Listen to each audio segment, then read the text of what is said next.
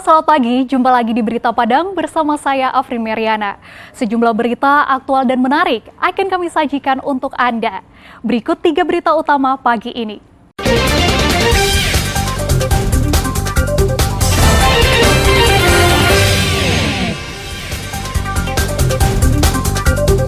Jalan lintas Sumatera macet akibat tanah longsor. 2 nagari di Kecamatan Pulau Punjung, Darmasraya terendam banjir. Pondok pesantren Tahfiz Quran di Padang terbakar.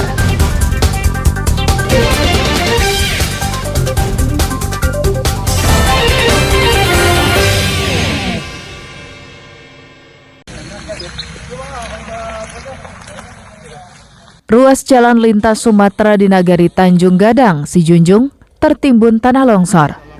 Akibatnya kendaraan yang melintas di jalan nasional itu mengalami kemacetan. Tanah longsor terjadi akibat hujan deras yang mengguyur wilayah itu dalam 2 hari terakhir. Saat petugas mengenyahkan material longsor yang menutup badan jalan, arus lalu lintas di jalan lintas Sumatera pada kilometer 130 dihentikan sementara, sehingga proses evakuasi material longsor bisa terlaksana dengan optimal. Selain tanah perbukitan yang terban, badan jalan juga tertutup pohon tumbang yang terbawa material longsor. Petugas memotong pohon tumbang itu menjadi bagian-bagian kecil agar mudah dievakuasi. Pada siang ini kami melaporkan kegiatan pembersihan lokasi pohon tumbang dan longsoran di daerah Panorama perbatasan di Kecamatan Tanjung Gadang, yaitu Nagari Tanjung Gadang, Nagari Tanjung Lolo, yang mana pada pagi tadi sempat menutup akses lalu lintas dalam kebakaran sekitar kilometer. Insya Allah berkat kerjasama kami, siang ini akses jalan sudah mulai bisa dibuka dan lancar. Dengan dibantu 2 alat berat dan kondisi lalu lintas yang terhenti, dalam tempo kurang dari 2 jam, evakuasi material longsor tuntas dikerjakan petugas dan lalu lintas di jalan lintas Sumatera itu kembali normal. Eko Pangestu melaporkan dari Sijunjung. Bisa dijalani 2 jalur.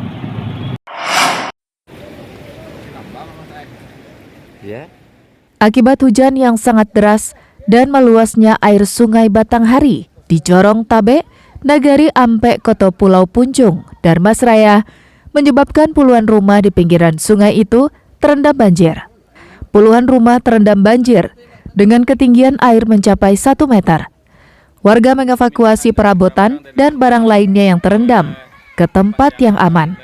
Proses evakuasi ini dilakukan warga dengan menggunakan rakit kayu seadanya. Selain memindahkan barang, warga juga mengevakuasi lansia dan anak-anak ke tempat yang lebih tinggi. Tak terlihat peralatan BPBD Darmasraya dan anggotanya di lokasi banjir. Padahal lokasi banjir hanya berjarak 2 km dari pusat pemerintahan Kabupaten Darmasraya, tempat BPBD berkantor. Di Jorong Tabe, tepatnya di Pelayangan, itu berawal dari meluapnya air Sungai Batanghari yang ada melintas di Pelayangan ini. Dengan intensitas hujan yang cukup tinggi sehingga melewati Pelayangan ini dan meluap ke jalan yang ada di Pelayangan ini hingga warga terdampak banjir. Evakuasi dilakukan terhadap warga, yaitu memindahkan barang-barang warga ke tempat yang lebih aman dan mengamankan anak-anak. Tidak ada korban dalam peristiwa ini, sedangkan kerugian akibat banjir masih dihitung oleh tim gabungan. Banjir kali ini merupakan banjir tahunan yang selalu terjadi di awal tahun, yang disebabkan oleh curah hujan yang tinggi. Dulunya, Jorong Tabe merupakan pelayangan, yakni tempat perahu tambang yang digunakan di sungai untuk menyeberangkan orang atau barang. Namun sejak jembatan Sungai Dareh dibangun pemerintah setengah abad lalu, pelayangan pun tak lagi digunakan. Eko Pangestu melaporkan dari Darmasraya. Ke tempat yang lebih tinggi. Menuju evakuasi. Selain Jorong Tabe di Nagari 4 Koto, 2 nagari lainnya di Kecamatan Pulau Punjung juga dilanda banjir, yakni Nagari Gunung Selasi dan Nagari Ampek Koto Pulau Punjung. Banjir ini disebabkan oleh hujan deras dan meluapnya Sungai Batang Takung dan Sungai Batang Hari. Selain merendam rumah-rumah warga, banjir juga merendam puluhan hektar lahan perkebunan.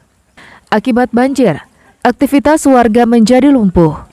Wanita, lansia, dan anak-anak dievakuasi tim SAR gabungan ke tempat yang aman. Sedangkan laki-laki dewasa di perkampungan itu memilih bertahan di rumah mereka sambil memantau kondisi di lapangan dan menjaga rumahnya. Ketinggian air banjir mencapai 1 meter. Warga yang dievakuasi tim gabungan juga membawa barang-barang berharga mereka. 2 nagari yang terdampak banjir, itu Nagari Gunung Selasih dengan Nagari Ampek Koto Pulau Punjung. Intensitas hujan yang sangat tinggi baik di daerah kita maupun di daerah tetangga. Ini kita sudah melakukan evakuasi warga yang terdampak banjir bersama dengan TNI dan Polri dan beserta masyarakat yang ada. Banjir yang terjadi di 2 nagari di Kecamatan Pulau Punjung ini diperkirakan masih belum akan surut karena curah hujan masih tinggi. Eko Pangestu melaporkan dari Darmasraya.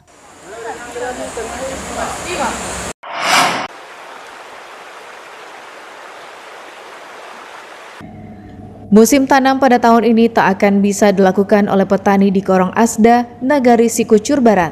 Pasalnya irigasi yang mampu mengairi sawah masyarakat hingga 40 hektar tak berfungsi sama sekali karena irigasi tersebut rusak dihantam banjir beberapa waktu yang lalu. Tak hanya itu, warga di daerah tersebut juga tak lagi bisa menikmati pasokan air bersih. Pasalnya, air baku yang menjadi sumber bagi tangki Pamsimas juga berasal dari saluran irigasi.